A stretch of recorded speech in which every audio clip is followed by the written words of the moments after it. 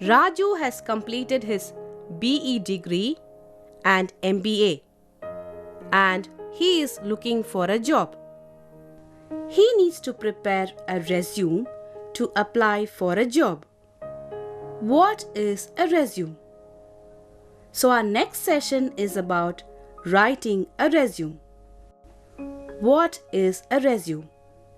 Resume is a very vital tool to secure a job in an organization. Writing a resume is the first step to promote our career. Your resume is the foremost nominal evidence for your personal talents, skills, and experiences relating to various fields in your life with regard to your job and education. So, what are the benefits of writing a resume? Resume is the gateway for a successful career. It is a selection tool in the hands of an employer. So, shall we learn how to write a resume? Your resume is not your autobiography. It is a short document meant to show an employer that you are a desirable candidate for an available job.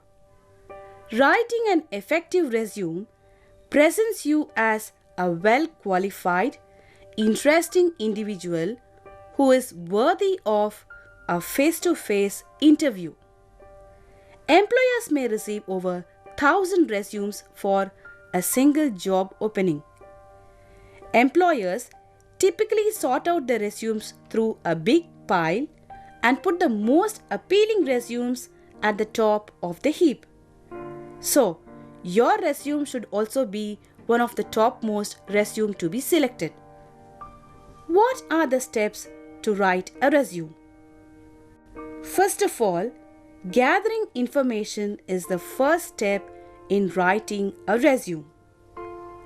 Whether you're writing a resume for one employer or several, the job of writing a resume is much easier when you take the time to put all of your information in front of you.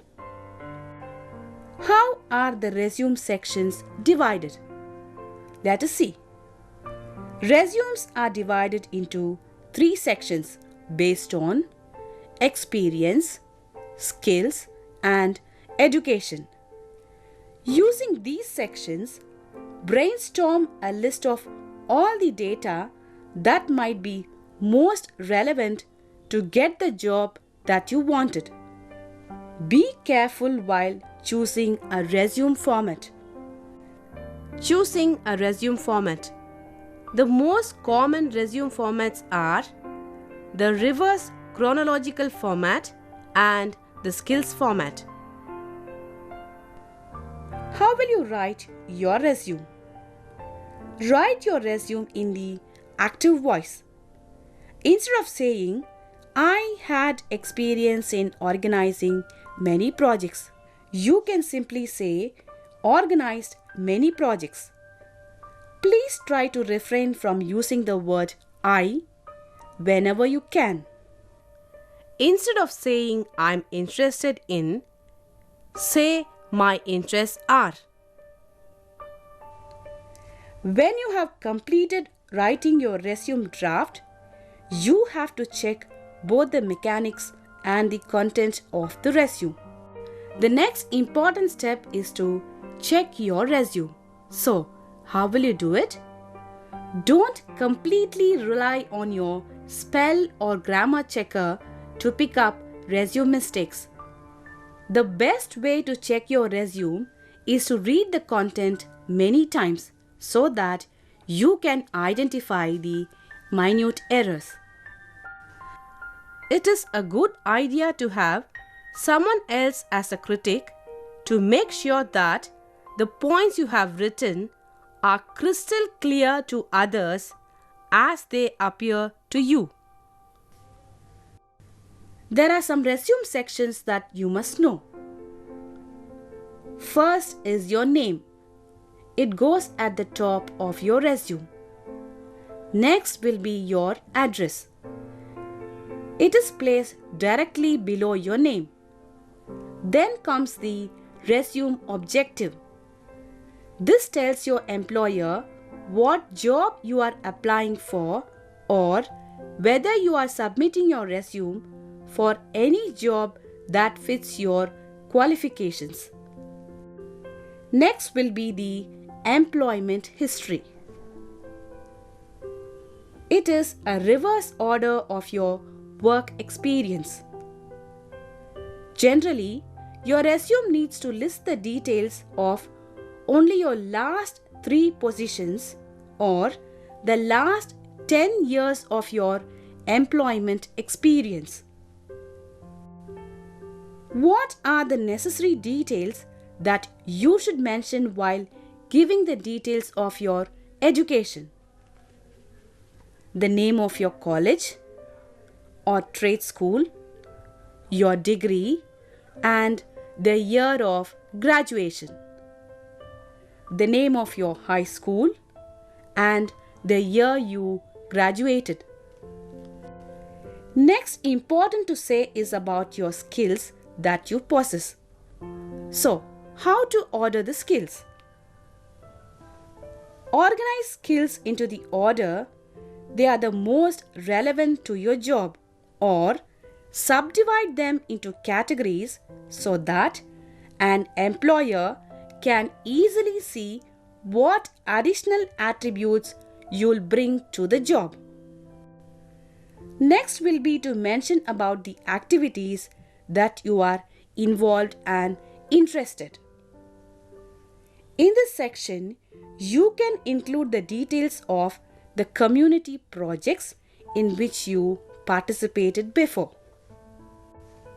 How should the style of the resume be? How should be the format?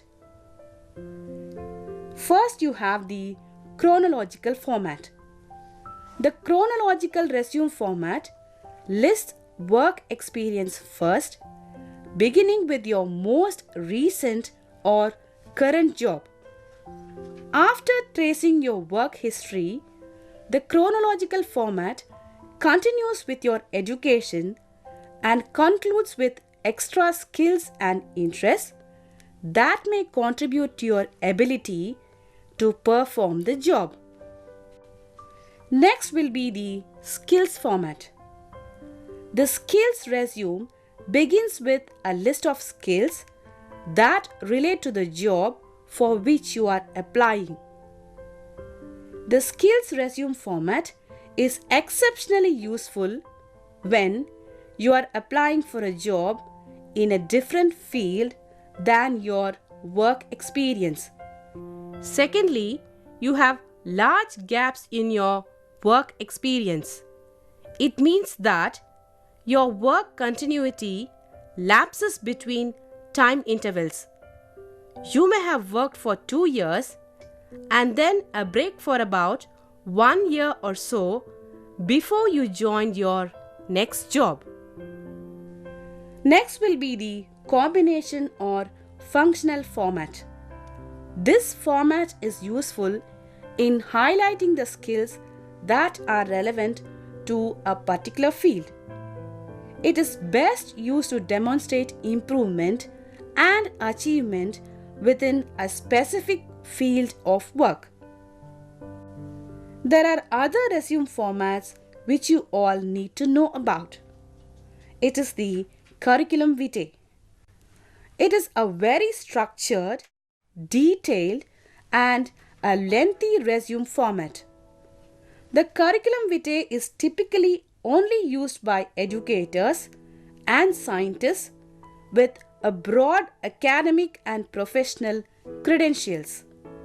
Besides employment, education, and skills, the curriculum vitae provides prospective employers with a list of the candidates' publications, projects, and awards. Next will be the electronic format. Generally, this is the pre-formatted resume that you will find at online job sites or resume distribution centers.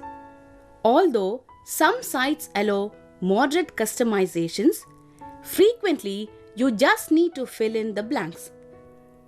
Some electronic resumes are entered into job data banks, meaning your chance of obtaining an interview is slim, but the main purpose of resume submission is done. How are the resume writing styles important? Your resume format builds structure in your resume and makes it easy for an interviewer to read and follow your resume. Let us know the elements of the resume style. First is the paper. Use white paper with a black text. Colored paper is inappropriate for a professional document. Next is the column. 1, 2 or 3. Choose a number of columns based on how you want your resume to read. One column resumes read top to bottom with a heading, a subheading and bulleted list. Finally, the font. The type and size of the font you use not only adds to your resume style but determines how easy your resume is to read. Shall we know the aspects of framing a resume outline? A resume outline is a great resource which will make it easier for you to put a well-structured resume together and ensure that you don't leave any important information out. What are the details necessary for contact information? First will be the name, then the mailing address, then your cell phone number, details of fax, then will be your email ID. Next is the resume objective. This is 1 or 2 short sentences that explain resume objective.